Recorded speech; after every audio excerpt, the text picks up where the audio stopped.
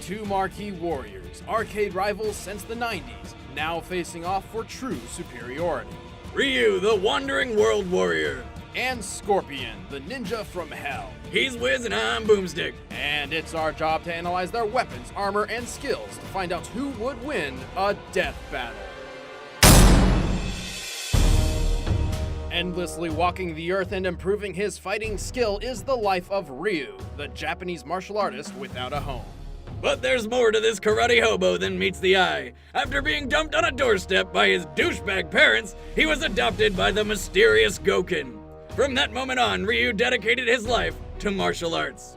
Probably on some sort of parental vengeance quest. He trained alongside his best friend and rival, Ken Masters. Gouken taught them the Ansatsuken, or Assassin's Fist, fighting style. But the name is actually a bit misleading. While originally designed as a means to murder, Gouken's personal take on the Ansatsuken is based around karate, kenpo, judo, and not killing people. Unlike the ways of his violent brother, Akuma, who ultimately would prove to be his undoing. Oh yeah, he can finger paint. Well, the Assassin's Fist sure isn't your average McDojo style, because Ryu's Shoryuken is an uppercut so powerful, it launches his victim sky high. The Hadouken uses a fighter's willpower to fire a blast of energy and destroy evil things, like waterfalls. And physics? And finally, the Tatsumaki Senpu... Tatsumaki Senpukyaku. I had it! Anyway, the thing that I totally know how to pronounce gives the finger to gravity and lets him briefly fly around like some sort of human helicopter kicking machine. He also has a powerful step kick he calls the Judan Sokutageri. Hey, we don't have the translation for that one. I'm on it. And diarrhea joke foot? What does it do? Kick people in the stomach so hard that he takes them to Browntown? With the correct kanji, it's more like high-level leg blade kick. You know it's diarrhea kick forever in my mind now, right? At the age of 23, Ryu entered the first World Warrior tournament to test his skills.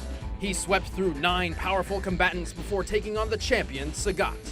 After a hard-fought battle, Sagat was set to take the win.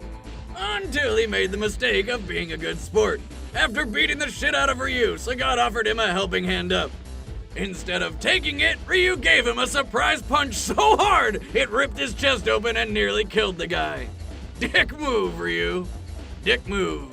This was Ryu's first taste of the dark power buried within him, the Satsui no Hado, literally the surge of murderous intent. Still not as good a name as the diarrhea joke foot. The Satsui no Hado gives Ryu incredible power, but at the expense of his humanity. He can tap a portion of this power to safely enhance his attacks. However, should his desire to win become so great he would even commit murder, the Satsui no Hado can overwhelm him and he will lose control, becoming Evil Ryu. Now we're talking! Evil Ryu has enormous power, to the point of being almost unstoppable. He can even blast a skyscraper to smithereens. He can teleport short distances, even passing through attacks along the way. More impressively, despite Gouken never teaching him this, Evil Ryu can use the Ansatsuken's forbidden technique, the Shungoku Satsu, more commonly known as the Raging Demon. With this, Evil Ryu turns his foes' own sins against them and eradicates their soul. It was this exact attack which Akuma, a master of the Dark Hado, used to murder Ryu's master. Since then, Akuma has been haunting Ryu, tempting him to succumb and fully commit to the Dark Satsui no Hado as well. Basically, this is karate Star Wars. Oh, you call everything Star Wars. Well, some even speculate that Akuma is Ryu's father. Mother of God! It is karate Star Wars! But Gouken's teachings instilled a powerful belief in Ryu. If he can resist and shun this dark temptation, he can attain an even greater power. By detaching himself from all emotion, he enters an alternate state of consciousness. Like a Jedi. This boosts his speed, power, and can do all sorts of crazy shit to his abilities. This is the power of nothingness. Stupid name. The power of nothingness is more focused than the Dark Hado, allowing Ryu complete control over his mind and body. Goken even once used this power to separate himself from his soul in order to survive Akuma's raging demon. Surprise, Obi-Wan is still alive. Ryu is skilled enough to take on numerous thugs at once, tough enough to survive being impaled, and strong enough to overpower the genetically created Super Warrior Seth. Oh, and he's fast enough to dodge point-blank gunfire. Yet as evil Ryu, his aura is so strong he can just walk through bullets. That said, being the Street Fighter poster boy doesn't mean he's the top world warrior. He's lost a number of matches fair and square against the likes of M. Bison, Oro, and even his best friend Ken. However, many of these losses may stem from his struggle to contain the power of the Dark Satsui no Hado, which is obviously quite difficult to do in the middle of battle. But when Ryu unleashes his full potential, stay the fuck out of his way! My name is Ryu, and the ultimate power has awakened within me.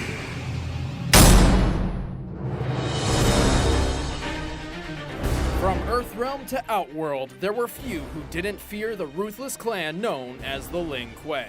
Except the Shirai Ryu, a clan with some serious balls! Not only did they defect from the Lin Kuei, they mocked them on a daily basis by wearing obvious palette swaps of their clothes. They also like to pull classic pranks like annoying phone calls, TPing Lin Kuei homes, and constantly slaughtering their loved ones. Got 'em. From the Shirai Ryu came Hanzo Hazashi, the hellish ninja of vengeance.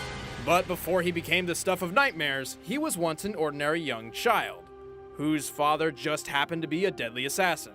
In hopes of sparing him from a violent life of regret and murder, Hanzo's father forbade him from ever joining the clan. Sorry, son. You're not allowed to be awesome. However, as time went on, Hanzo became desperate. He needed a way to support not only himself, but also his wife and son. Faced with few other options, he reluctantly disobeyed his father and began the life of a ninja assassin. As a ninja, Hanzo is exceptionally skilled in ninjutsu, paigua, hapkido, and numerous secret Chinese martial arts. But it's his weapon of choice that earned him the nickname Scorpion. Get over here! While his kunai on a rope is iconic and deadly, I'm more partial to whatever the hell that snake creature is that lives in his hand. Well, in whatever form, it impales the opponent and pulls him in close, usually for a sweet uppercut to the jaw. This is similar to an ancient assassination weapon used in the Tang Dynasty called the rope dart. It's extremely difficult to master, making Scorpion's finesse all the more impressive. He's also proficient with several weapons like long swords, twin katanas, and axes. Scorpion's weaponry and combat prowess were put to the ultimate test by the legendary Lin Kuei warrior, Bi-Han, aka Sub-Zero. And things didn't go so well for our yellow-clad ninja. Next thing he knew, Scorpion was waking up in the Netherrealm. More commonly known as Hell. Bet you wish you listened to Dad now, then maybe you could have ended up in a happier place with your murdered wife and kid. Oh yeah, they're dead too. Enraged at Sub-Zero for apparently killing all whom he'd sworn to protect, Scorpion scored a second chance by striking a deal with the sorcerer Quan Chi. In exchange for his loyalty, Scorpion was resurrected as a phantom of the Netherrealm. And being reborn as a demon of vengeance has its perks. Scorpion can now teleport, summon fire at will, and create portals in and out of the Netherrealm he was spawned from, literally dragging others to hell. Whilst there, his plus ones can enjoy such tourist locations as Lava Pit, and witness the corpse burning celebration called the Festival of Torture. Fun times! The Netherrealm is the source of Scorpion's demonic power, and his strength rises simply by his being there. Scorpion is so vicious he can perform no fewer than 13 different fatalities. He can rip a person's head from their body, spine included. That's not something you just do. That's art right there. Rip off his mask to show his true face. Ah! What the fuck is that thing? And score a kill by transforming into a, well, giant scorpion, of course. Or a penguin. Wait, what? And although Scorpion was far from the most powerful combatant in the Mortal Kombat tournament, he has defeated lethal warriors across multiple worlds. He's conquered sorcerers, demons, cyborgs, and eventually avenged his death by incinerating Bi-Han in the Netherrealm. But it turns out that Sub-Zero guy was kind of innocent. The man actually responsible for the death of his family was Quan Chi. You know, that guy he swore himself to and has been working for this whole time? Man, Scorpion's kind of like the Charlie Brown of Mortal Kombat. As penance for his mistake, Scorpion dedicated his life after death to protecting the late Sub-Zero's younger brother, Sub-Zero. Though he still found time for shooting threes, hitting homers, and hosting his own cooking show. This week on Cooking with Scorpion, learn about chopping, Yeah, I'm not gonna trust anything that guy makes. cake decorating, Does he even eat anymore? Aside from his weakness for the culinary arts, Scorpion's win-loss record is not as intimidating as you might think. But consider the outrageous scope of his competition. Any way you look at it, it's tough to be much more of a badass than a fire-breathing skeleton ninja from hell. I am Scorpion. Vengeance will be mine! Alright, the combatants are set. Let's end this debate once and for all. But first, wanna win the original script for this episode, signed by Wiz and myself? Use the widget link below to choose the fighter you think will prevail, and you'll automatically be entered to win. And now it's time for a death battle!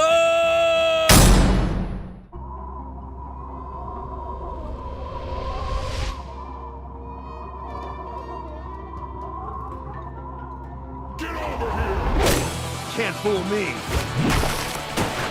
Come on! Fight!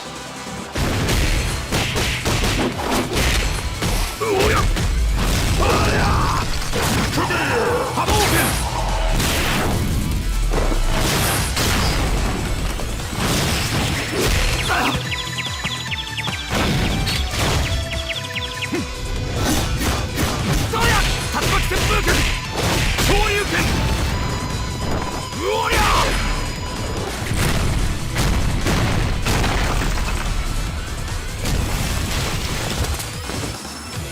Can you stand up after that? I'll finish this. You will join me in hell!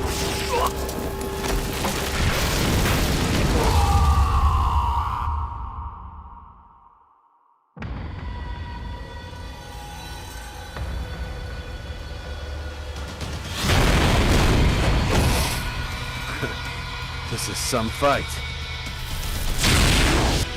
Hadouken!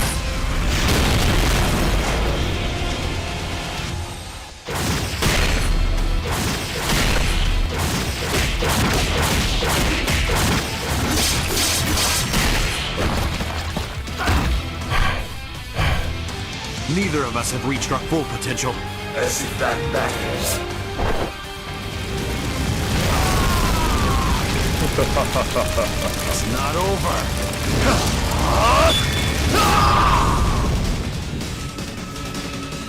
Surprised? I'll show you what I'm made of!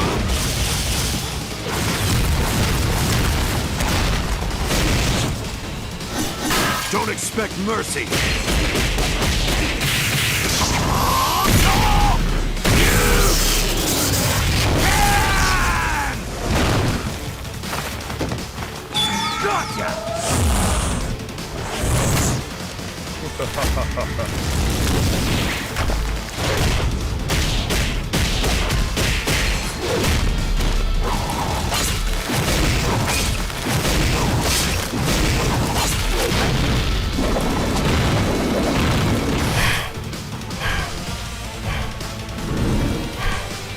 Concentrate. I will not succumb to evil.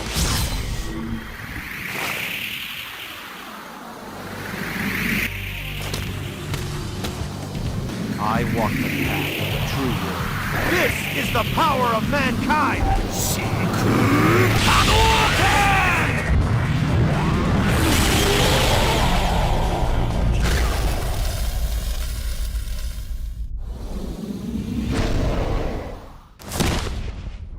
I walk a path with no end.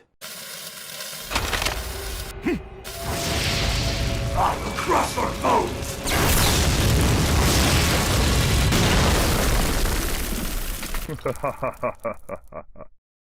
KO! I'm no chef, but that looks a bit overcooked. Ryu's Satsui no Hado and the Power of Nothingness were incredibly powerful, but raw power alone is not enough to destroy Scorpion. Yet Scorpion's advantage of already being dead didn't make this a cakewalk. In fact, Ryu had the perfect way to permanently end Scorpion, the soul-killing raging demon. but he can avoid the instant murder move thanks to his awesome ninja skills and teleportation. Not to mention Ryu has very little experience actually using the Raging Demon anyway. But most importantly, Scorpion's strength increases the longer he remains in the Netherrealm, with no defined limit. Once trapped in hell with Scorpion, Ryu stood little chance in the long run. Zero chance if Scorpion just up and teleported him into a pool of lava, which he could totally do. Scorpion was just too hot to handle. The winner is Scorpion. Next time on Death Battle.